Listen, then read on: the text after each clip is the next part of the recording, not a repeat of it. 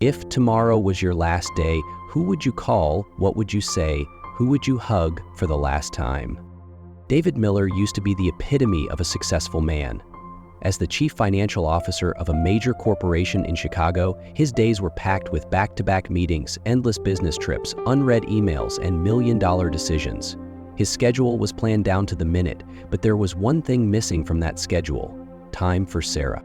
Sarah, his wife, was an elementary school teacher. Every evening, she set the dinner table, hoping he might come home early. Most nights, she ate alone and left a note on his plate in the microwave. "Heat it up. I left it ready for you."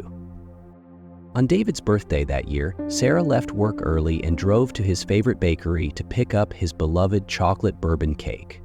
On the way home, a truck ran a red light and slammed into the side of her car.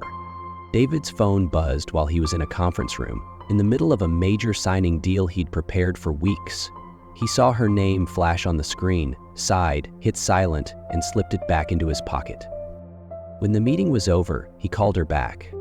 No one answered. At the hospital, the doctor told him Sarah hadn't made it. The impact had been too severe. She died on the scene. The birthday cake lay shattered on the passenger seat, still smeared with a bit of frosting. David stood frozen. The world went silent. No more deals, no more meetings. Nothing else mattered. Just an empty space where she should have stood, smiling and saying, "Happy birthday, love." The next week, he resigned. He sold his penthouse overlooking Lake Michigan and signed up to volunteer at an elementary school, the one where Sarah once taught.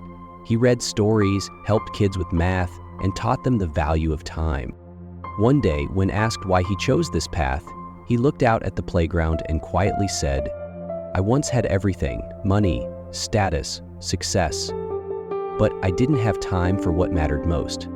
Now I'm just trying to make sure these kids don't make the same mistake I did."